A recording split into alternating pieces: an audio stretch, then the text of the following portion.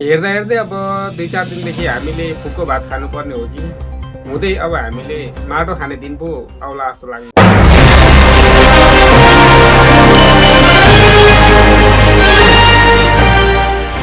आजको यो श्रृङ्खलामा हामी समसामयिक राजनीतिक विषयमा प्रश्न गर्नेछौँ श्याम लिम्बूलाई। उहाँ मङ्गोल नेसनल अर्गनाइजेसनको केन्द्रीय सर्वोच्च सभाको सदस्य हुनुहुन्छ। आउनुहोस् उहाँलाई कार्यक्रममा स्वागत गरौँ। स्वागत छ तपाईँलाई। हस्, धन्यवाद। नेपालको अर्थतन्त्र लगभग अब अन्तिम अवस्थामा आइपुगेको जस्तो देखिन्छ। यो विषयमा तपाईँ कस्तो खालको भविष्यवाणी गर्नुहुन्छ? नेपालको अर्थतन्त्र त अब विभिन्न समाचार माध्यमहरूले भनेअनुसार होइन र अन्य छिमेकी देशहरूको समाचारहरू हामीले सुन्दै गर्दाखेरि पनि नेपालको अर्थतन्त्र अब अन्तिम चरणतिरै आइपुगेको जस्तो बुझिन्छ। यहाँको शासकहरूले अब यहाँको अर्थतन्त्र धान्न सक्ने स्थिति देखिँदैन होइन। जसले गर्दा हिजो हामी नेपाली जनताहरू, बहुसङ्ख्यक नेपाली जनताहरू हिजो त दुःख सुख हामीले भात सब्जी खाइराखेका थियौँ होइन। हेर्दा हेर्दै हामी यतिखेर चाहिँ हामी अब अचारसँग भात खानुपर्ने स्थितिमा हामी पुगिसकेको जस्तो लाग्छ होइन। अधिकांश हामी नेपाली जनताहरू यतिखेर अचारसँग भात खानुपर्ने परिस्थितिमा पुगेका छौँ। नेपालको अर्थतन्त्र त्यस्तो छ अहिलेको होइन। र हेर्दा हेर्दै अब 2-4 दिनदेखि हामीले फुको भात खानुपर्ने हो कि हुँदै अब हामीले माटो खाने दिन पो आउला जस्तो लाग्न थालिसक्यो क्या। जस्तो नेपालको इतिहासलाई हेर्दा कुनै समय नेपालले चाइना, दक्षिण कोरिया जस्ता देशहरूलाई सहयोग गरेको इतिहासहरू चाहिँ देखिन्छ। अहिले आएर नेपाल नै यो आर्थिक सङ्कटको दलदले भाँसिनुको पछाडिको कारण चाहिँ के?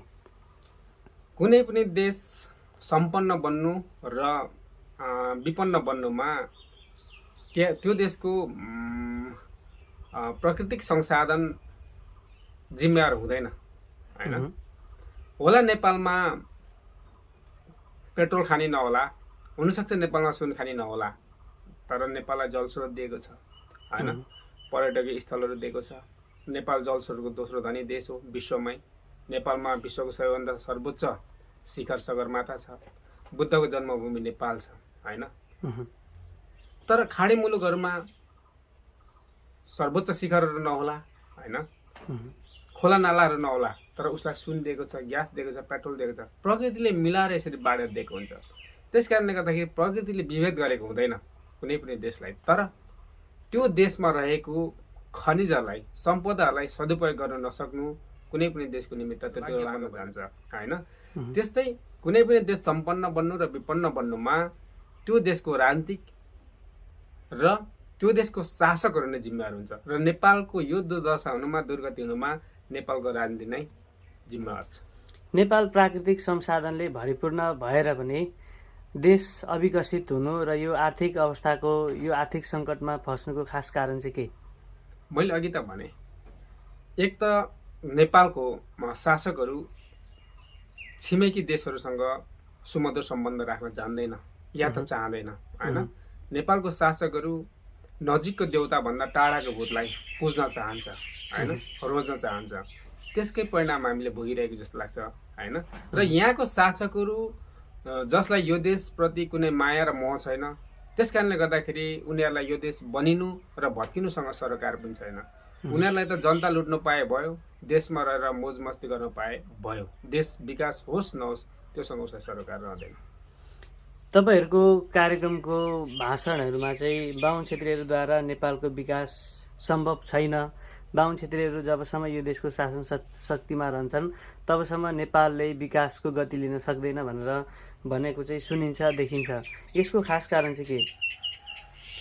त्यसको खास कारण भनेको चाहिँ तपाईँलाई थाहा छ, विगतको दिनमा होइन, नेपालको संविधान 2072 जारी हुनुभन्दा अगाडि होइन, या चाहिँ नेपालको अन्तरिम संविधान 2064 जारी हुनुभन्दा अगाडि नेपाल त हिन्दू राष्ट्र थियो होइन।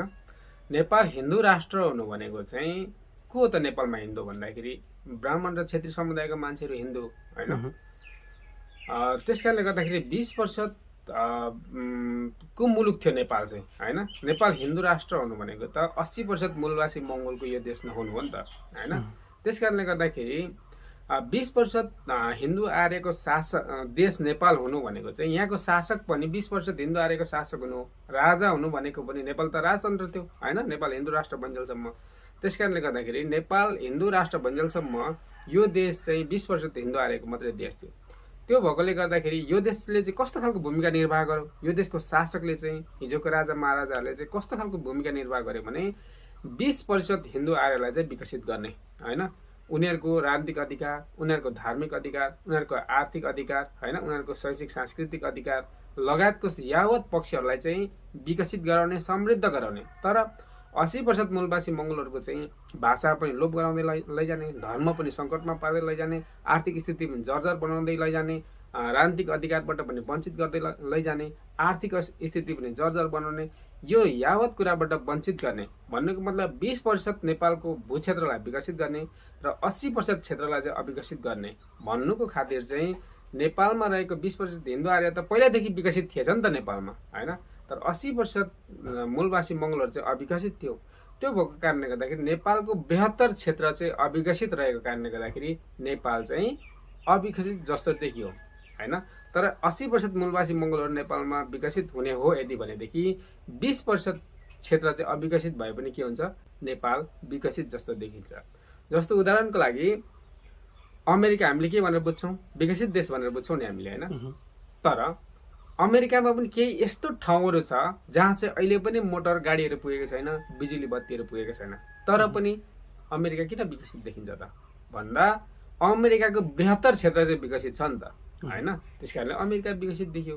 नेपालमा पनि 20% मानिसहरू त विकसित छ, तर 80% मानिसहरू चाहिँ अविकसित र अन्धकारमा रहेको कारणले गर्दाखेरि चाहिँ नेपाल चाहिँ अविकसित छ। त्यस कारणले उनीहरूले 52 क्षेत्र शासन सत्तामा रहन्जेलसम्म के खालको भूमिका निर्वाह गर्छ त भन्दाखेरि तिनै 20% जनसङ्ख्यालाई चाहिँ विकसित बनाउने काम गर्छ। त्यो 80%लाई अन्धकारमा राखेपछि यो देश कहिले पनि विकसित नहुने हो, कारण चाहिँ त्यो। तर नेपालको हिजोको तुलनामा बाटोघाटो, कुल कलेजोहरू, भौतिक विकासका निर्माणका कार्यहरू चाहिँ धमाधम भइरहेका छन्। हिजोको तुलनामा भन्दा बृहत्तर भौतिक विकासको निर्माण कार्यहरू चाहिँ अगाडि बढिरहेको चाहिँ देखिन्छ। के ती चाहिँ विकास होइन त?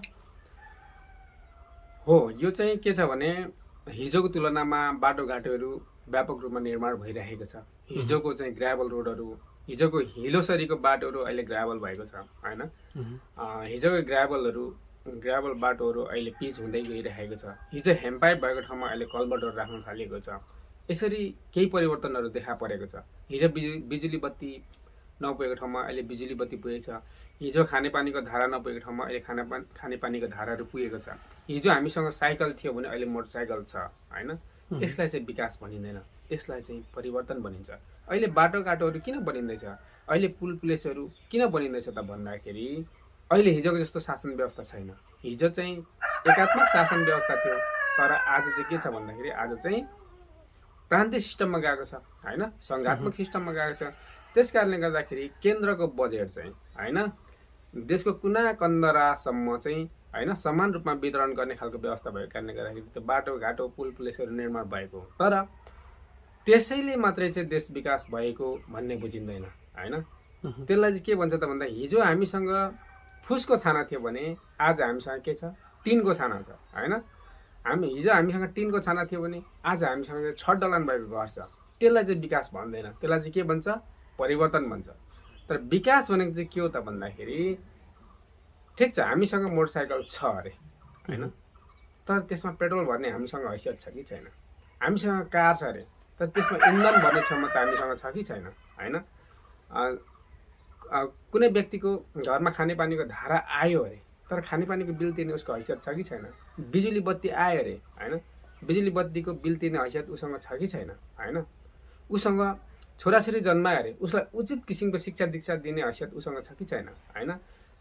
त्यो चाहिँ विकास हो नि त, होइन। यदि छ, यदि हामीसँग भने, होइन, जस्तो कि ल हाम्रो बाटो पिच बन्यो अरे, तर त्यहाँनिर पिच बनेको बाटोमा हामीसँग चाहिँ कार कुदाउने हैसियत छ कि छैन। यदि छ भने चाहिँ देश विकास भएको बुझिन्छ, अन्यथा त्यो परिवर्तन मात्रै हो। देशमा समसामयिक राजनैतिक घटनाहरूलाई हेर्ने हो भने विभिन्न खालको एउटा व्यथिति, विसङ्गति, एउटा भ्रष्टाचार, एउटा देशले पाएको एउटा नेतृत्वसँगै विभिन्न खालको समसामयिक राजनीतिक घटनाहरू घटिरहेको छ। यसमा चाहिँ मङ्गोल नेसनल अर्गनाइजेसन मौन जस्तो पनि देखिन्छ र मङ्गोल नेसनल अर्गनाइजेसनले यो व्यतिथिहरूको यो भ्रष्टाचार लगायत विभिन्न विसङ्गतिहरूको विषयमा यो समर्थन हो कि यो असमर्थन हो भन्ने कुरा स्पष्ट भएन नि। यो चाहिँ यस्तो छ, अहिले नेपालमा भएको जुन यो अहिले समाजमा अलिकति हाइलाइट गरिराखेको भ्रष्टाचारको विषयमा समाज व्यथितितिर विसङ्गतितिर गइराखेको छ भन्ने विषयमा अहिले नेपालमा जुन कुरा अलिकति बढी पपुलर बनाएर समाजमा निकाल्ने कोसिस भइराखेको छ, यो पनि एक ढङ्गबाट एक हिसाबबाट भन्नुपर्दाखेरि राजनीतिमा जनताहरूलाई झुक्याउनको निमित्त मोब लिन्चिङ गर्ने जुन एउटा चाहिँ उनीहरूको एउटा प्रयास हो, त्यो प्रयासमा उनीहरू सफल भइराखेका छन् भन्ने चाहिँ हाम्रो बुझाइ हो। यसो हुँदाखेरि देशमा अहिले भएको जुन व्यतिथि विसङ्गतिको विरुद्धमा र भ्रष्टाचारको विरुद्धमा नेपालमा अहिले भएका सरकार र सरकारसँग चाहिँ सम्बन्धित चाहिँ राजनीतिक दलहरूले त्यो कुरालाई चाहिँ अलिकति जोड तोडले त्यसलाई उठाएर चाहिँ भ्रष्टाचारलाई निर्मूल पार्ने, भ्रष्टाचारीहरूलाई जेल हाल्ने, उनीहरूलाई चाहिँ कडाभन्दा कडा सजाय दिने र चाहिँ समाज जुन एउटा हिसाबले व्यतिथि विसङ्गतिमा गएको समाजलाई चाहिँ एउटा सही बाटोमा मार्गनिर्देशन गर्ने भन्ने हिसाबले जुन अहिले चाहिँ चलाइराखेको अभियानहरू छ, यो अभियान पूर्ण अभियान होइन, सुरुवात भएको जस्तो देखिराखेको छ। तर यसले चाहिँ गर्न चाहिँ के खोजिराखेको छ जस्तो अहिलेको हाम्रो बुझाइ चाहिँ के हो भन्दाखेरि विशेष गरी हामीले यसलाई चाहिँ अलिकति राजनीतिक दृष्टिबाट हेर्दाखेरि अहिले नेपाल मात्रै नभइकन विश्वको राजनैतिक ध्रुवीकरणको कारणले गर्दाखेरि अहिले संसारको मोटामोटी अहिलेको अर्थतन्त्रहरू भनेको मोटामोटी अलिकति चाहिँ एउटा खालको डामाडोल स्थितिमा जाँदै गर्ने क्रममा आजभन्दा केही महिना पहिला अथवा केही वर्ष पहिला चाहिँ एउटा मुलुक चाहिँ श्रीलङ्कामा त्यहाँको सरकार र सरकारमा रहेका सम्पूर्ण चाहिँ उच्च पदस्थ कर्मचारीहरूले जनताहरूबाट भ्रष्टाचार गरेर जनताहरूबाट कुम्ल्याएर त्यो देशलाई कङ्गाल बनाएको रहेछ भन्ने कुरा त्यहाँको बहुसङ्ख्यक जनताले बुझिसके पछाडि जनताहरूको आन्दोलनले त्यो देशको राष्ट्रपति प्रधानमन्त्रीहरूलाई नै राष्ट्रपति निवास प्रधानमन्त्री निवासमा बाँच्न जोगिन नसकेर देशै छोडेर भाग्नुपर्ने एउटा घटना आजभन्दा केही वर्ष पहिला चाहिँ सामाजिक सञ्जालदेखि लिएर चाहिँ विभिन्न ठुल्ठुला मिडियाहरूबाट त्यो सार्वजनिक हुन पुगेको अवस्था हामीले देखेका छौँ। र ठ्याक्कै अहिले नेपालको अर्थतन्त्र पनि कहाँनिर आइपुगेको छ त भन्दा यो विश्वको राजनीतिक तीव्र ध्रुवीकरण, यो ध्रुवीकरण अनुसार सँगसँगै अबको संसारको राजनीतिमा उदयमान शक्तिहरूको चाहिँ एउटा खालको उनीहरूको उदयमान शक्ति र नेपालमा संसारमा अहिले भएका चाहिँ संसारको पावरफुल देशहरूको बिचको टसल्सको कारणले गर्दाखेरि चाहिँ यो अर्थतन्त्रमा आइराखेको जुन एउटा खालको भड्खालो छ, त्यो भड्खालोमा नेपालको अर्थतन्त्र पनि मोटामोटी छिरिसकेको अवस्था छ। अब अहिले नेपालको वर्तमान शासकहरूलाई समस्या कहाँनिर छ त भन्दाखेरि देशमा भएका अहिलेका शासकहरू पनि जनताहरूबाट भ्रष्टाचार गरेर जनताहरूलाई गर्न हुनेदेखि नहुने सबै काम गरिसके पछाडि देशको जनताहरूले एउटा खालको चाहिँ श्रीलङ्काको जनताले जसरी दुःख पाएका थिए, नेपालको समग्र नेपाली जनताले पनि त्यही स्थिति बेहोर्नु पर्ने परिस्थितिमा नेपाल आइसकेको अवस्था छ। यसो हुँदाखेरि अहिले हामीले विशेष गरी मङ्गोल नेसनल अर्गनाइजेसनले चाहिँ हामीले यति बेला के गरिराखेका छौँ त भन्दा देशमा विसङ्गति व्यथिति हुनुको कारण यसको अन्त्य गर्ने, यसलाई चाहिँ भ्रष्टाचार निर्मूल गर्ने, भ्रष्टाचारलाई कारवाही गर्ने, यो सबै कुराहरू भनेको मोटामोटी एउटा खालको बनावटी रूपमा समाजमा हालिराखेको देखिन्छ। यसलाई नियन्त्रण गर्नको निमित्त कुनै पनि हालतमा देशको नागरिकहरूमा राजनीतिक चेत पलाउन जरुरी छ भन्ने हिसाबले हामी चाहिँ त्यो राजनीतिक चेतनाको स्तर विकास गर्नको निमित्त निरन्तर यो अभियानमा लागेको कारणले गर्दाखेरि र यही बिचमा अहिलेको नेपालको शासकहरूलाई चाहिँ के परिराखेको छ त भन्दा मङ्गोल नेसनल अर्गनाइजेसनको ड्युटी भनेकै चुनाव जिते पनि हारे पनि जनतालाई चेतनशील बनाउने, जनतालाई राजनीतिक प्रशिक्षण प्रदान गरेर राजनीतिक रूपमा चेतनशील बनाउने अभियान यो एमएनओले नछोडेको कारणले गर्दाखेरि जो व्यक्तिमा राजनीतिक चेत पलाउँछ, जो व्यक्तिमा राजनीतिक चेतना हुन्छ, त्यो राजनीतिक चेतना हुने मान्छेले चाहिँ देशको राजनीति कता गइराखेको छ, यो अहिलेको नेपालमा भएको शासकहरूले गर्न खोजेका कुरा के रहेछन् भन्ने कुरा स्पष्टसँग बुझिसके पछाडि देशको अर्थतन्त्र धराशायी हुँदैछ भन्ने कुरा जनताले बुझेर हिजो श्रीलङ्कामा जस्तै जनताहरूको आन्दोलनको कारणले गर्दाखेरि हामीमाथि आक्रमण भयो भने हामी कहाँ गएर चाहिँ भागेर लुक्ने त, त्योभन्दा पहिला के गर्दिन त भन्दा जनताको ध्यान भड्काउनको निमित्त, जनतालाई दिग्भ्रमित तुल्याउनको निमित्त चाहिँ एउटा खालको प्रोपोगन्डा मचाएर चाहिँ समाजमा चाहिँ भ्रष्टाचार गरेको कुरा ल्याउने, भ्रष्टाचारलाई समातेको कुरा ल्याउने चाहिँ त्यो ल्याइसके पछाडि जनता केही समय भए पनि अल्मो ल्याउन सकिन्छ भन्ने हिसाबले चाहिँ अहिलेको नेपालको मोटामोटी राजनीतिक कर्मीहरूले चाहिँ त्यो हिसाबले अहिलेको चाहिँ यो समाजमा घटिरहेको घटना परिघटना र यो परिवेशलाई उनीहरूको एउटा खालको प्लान्टेड हिसाबले नै यो वातावरण तयार गरिराखेको कारणले गर्दाखेरि पनि हामीले त्यो विषयमा बोलिराख्नु त्यति जरुरी छैन, एउटा कुरा। दोस्रो कुरा भनेको यिनीहरूले अहिले यो आन्दोलन सुरुवात गरेर के देखाउन खोज्दैछन् भन्दाखेरि नेपालमा चाहिँ लोकतन्त्र चाहिँ अभाव सिद्ध भयो, किनकि समाज चाहिँ व्यथितितिर गयो, विसङ्गतितिर गयो, भ्रष्टाचार चाहिँ मौलाएर गयो। कसको कारणले गयो त भन्दा हिजोको व्यवस्था हुँदाखेरि यो खालको चाहिँ व्यथिति थिएन, यो खालको विसङ्गति थिएन होइन, यो किसिमको भ्रष्टाचार मौलाएको थिएन।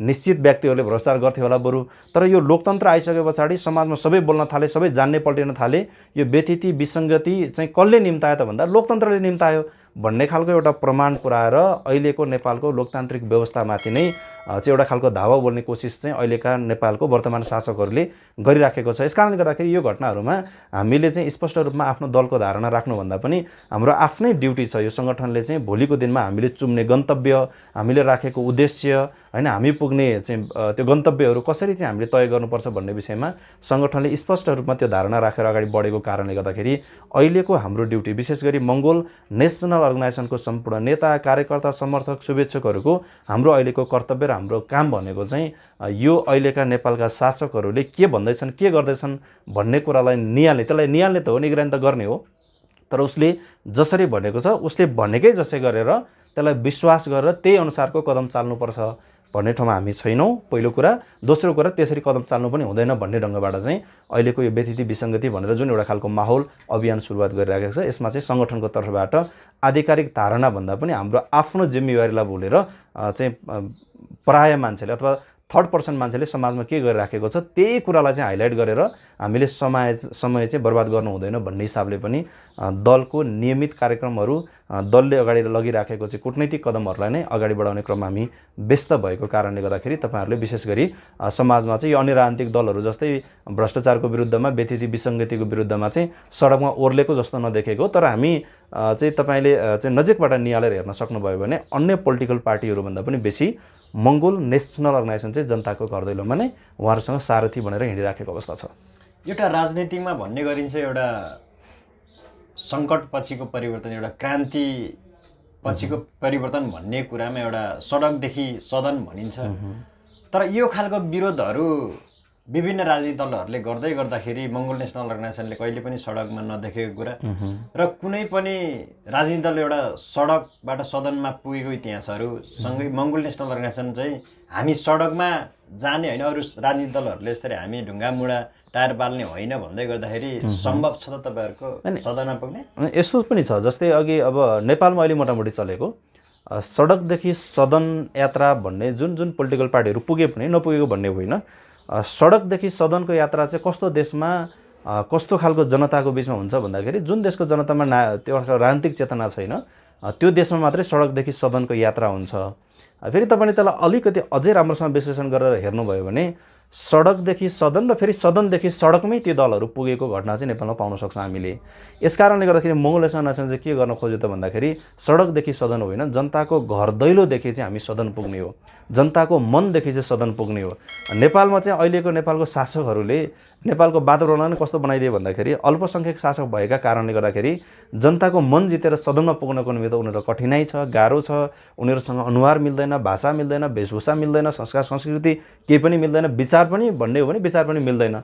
अब जनताहरूलाई त जसरी भए पनि ढाँटेर छलेर कुम्ल्याएर जसरी भए पनि सत्तामा र सदनमा पुग्नको निमित्त उनीहरूले बाटो तय गर्ने भनेको त सडकमा गएर 2-4 जना उफ्रिए पछाडि होइन। किनभने तपाईँ जनताको घर दैलोमा डुल्नु भयो भने त नेपालको इतिहासमा नेपालको अहिलेको वर्तमान परिप्रेक्ष्यसम्मको चाहिँ हामीले एउटा घटनाहरूलाई निहालेर हेर्न सक्यौँ र त्यो डेटालाई एनालाइसिस गर्न सक्यौँ भने पनि स्पष्ट रूपमा के देखा पर्छ भन्दाखेरि 20% शासकहरू ती पनि विभिन्न राजनीतिक दलमा चाहिँ बाँडिएका छन्, बाँडिएर चुडेर बसेका छन्। अनि यी शासकहरू जनताको घर दैलोमा गएर जनतालाई बुझाएर सत्तामा आउने त यिनीहरूको त देव सपना मात्रै हुन्छ। उनीहरूले के गरे भन्दा सडकमा चाहिँ उत्रिएर 2-4 जना, 5-10 जना, 20-25 जना मान्छे भेला गर्ने अनि हाम्रो चाहिँ अचेतन अवस्थामा रहेका मङ्गोल समुदायको बहुसङ्ख्यक जनताहरूलाई सडकबाट नै उफारेर चाहिँ उनीहरू सदनमा पुग्ने एउटा बाटो तय गरेर चाहिँ उनीहरू अगाडि बढेको अवस्था चाहिँ हो। यसकारणले गर्दाखेरि हामीले के चाहिँ बुझ्न जरुरी छ भन्दाखेरि मङ्गोल नेसनल अर्गनाइजेसनको यो लामो इतिहासले चाहिँ के स्पष्ट पार्यो भन्दाखेरि सङ्गठनले आजको मितिसम्म सडक आन्दोलन नगरिकन जनताको घर दैलोबाट मात्रै हामीले प्राप्त गरेको मत र एमएनओप्रति बढेको अहिलेको जुन एउटा खालको लोक आकर्षण छ यसले चाहिँ के कुरा चाहिँ स्पष्ट पारेको छ भन्दाखेरि सडकको आन्दोलनले मात्रै सदनमा पुर्याउँछ भन्ने कुरा गलत रहेछ। यो चाहिँ नेपाल जस्तो देश अथवा भारत जस्तो देश हैन, जुन देशमा चाहिँ अल्पसंख्यक शासकहरू सत्तामा बसेर बहुसंख्यक जनताहरू अथवा यो मुलुकमा माइनोरिटीहरू चाहिँ रुलर पार्टी भएर बसेका छन्, मेजोरिटीहरू चाहिँ यो मुलुकमा शासित भएर नेपाल र भारतको इतिहासमा नै शासित भएर बस्नु परेको देशहरूमा चाहिँ सडकदेखि सदनको यात्रा नै तय गरेर उनीहरू जाने एउटा बाटो निर्माण गर्नु जरुरी छ नै छ। तर उनीहरूलाई अहिले डर चाहिँ के छ भन्दाखेरि मङ्गोल नेसनल अर्गनाइजेसनले एउटा खालको चाहिँ आक्षेप आरोप र विशेष गरी एउटा कुरा के चाहिँ उनीहरूले लगाइराखेको देखिन्छ भन्दाखेरि यो सङ्गठनले परिवर्तन ल्याउन सक्दैन, सदनमा पुग्न सक्दैन। कुन मानेमा सक्दैन त भन्दा कुनै पनि घटनाको विषयमा सडकमा गएर आन्दोलन गर्दैन, खालि जनताको घर भनेको छ हैन, जनताको गाउँ भनेर हिँडेको छ, यस्तो पाराले कहिले ल्याउन सक्छ भनेर उनीहरूले हामीलाई औँलाउनुको पछाडिको मूलभूत कारण नै के चाहिँ हो जस्तो अहिले हामीलाई लागिराखेको छ भन्दाखेरि उनीहरू सडकमा बसेर समाजलाई चाहिँ एउटा सन्देश दिन खोज्छन्। हामी जनताको घर दैलो पुगेर नै राजनीति भनेको यस्तो हो, यो राजनीतिमा लाग्नुभयो भने अथवा राजनीतिमा तपाईँले आफ्नो चाहिँ ओनरसिप लिनुभयो भने भोलि तपाईँले यो कुरा प्राप्त गर्न सक्नुहुन्छ। तपाईँले राजनीतिमा लिनुभएको ओनरसिपकै कारणले गर्दाखेरि देश बनिनको निमित्त चाहिँ यो ठाउँमा टेवा पुग्छ भन्ने हिसाबले हामी राजनीतिक चेतनाको स्तर विकास गर्नको निमित्त जनताको घर दैलोमा पसिसके पछाडि त उनीहरूलाई के कुरा थाहा छ भन्दा मङ्गोल नेसनल अर्गनाइजेसन स्थापना कालदेखि आजको मितिसम्म आइपुग्दै गर्ने क्रममा यो दलले चाहिँ अहिले हासिल गर्दै आइराखेको मत र जुन एउटा खालको चाहिँ तलबाट प्राप्त गरेको जुन एउटा समर्थन छ, यो समर्थन भनेको चाहिँ आक्रोशको समर्थन भन्दा नि यो चाहिँ सचेतनाको चाहिँ समर्थन हो। यस कारणले गर्दाखेरि यो दलले ल्याउने परिवर्तन भनेको चाहिँ त्यो चाहिँ अनसस्टेनेबल परिवर्तन होइन, त्यो एकदमै सस्टेनेबल परिवर्तन हुन्छ भन्ने कुरा अहिलेको देशको शासकहरूलाई थाहा छ। यो कुरा हेर्नुहोस्, यस कारणले गर्दाखेरि समाजमा गएर चाहिँ हाम्रो मान्छेलाई उचाल दिने काम चाहिँ गरिराखेको अवस्था हुन्छ। यस कारण हामीले के कुरा बुझ्नु जरुरी छ भन्दा यही हिसाबले परिवर्तन आउँछ कि आउँदैन भन्ने भन्दा पनि एमएनओले आजसम्म गरेको प्रगतिलाई हेर्दाखेरि यही हिसाबले नै परिवर्तन आउने रहेछ भन्ने कुरा त मोटामोटी हामीले त प्रमाणित गरिसक्यौँ नि। किनभने चाहिँ त्यो चाहिँ 2064 सालको हेर्नुहोस्, 70 सालको हेर्नुहोस्, 74 को हेर्नुहोस् र अहिले 2079 सालको निर्वाचनको जुन एउटा अहिलेको मत परिणामको अहिलेको अन्तिम डेटा अहिले प्रकाशन गरेको छ निर्वाचन आयोगले, त्यो चाहिँ अन्तिम मत परिणामलाई तपाईँले विश्लेषण गरेर हेर्नुभयो भने नि त्यहाँ चाहिँ तपाईँले के देख्नुहुन्छ भन्दाखेरि मङ्गोल नेसनल अर्गनाइजेसन भन्दा बाहेकको त्यो सबै राजनीतिक दलहरू भनेको चाहिँ सचेतनाको बेसमा भन्दा पनि आक्रोशको बेसमा टेकेर चाहिँ उनीहरू राजनीति गरिराखेका रहेछन्। तर मङ्गोल नेसनल अर्गनाइजेसनले कस्तो खालको चाहिँ आफ्नो जग अथवा बेस निर्माण गर्दैछ भन्दाखेरि मङ्गोल नेसनल अर्गनाइजेसनले चाहिँ आक्रोशको भिड भन्दा पनि सचेतनाको एक्लो व्यक्तिको चाहिँ बेस बनाएर अगाडि बढिराखेको रहेछ। परिवर्तन यसरी ल्याउनु रहेछ भन्ने कुरा चाहिँ मोटामोटी हामीले प्रमाणित गरिसकेको कुरा नै हो।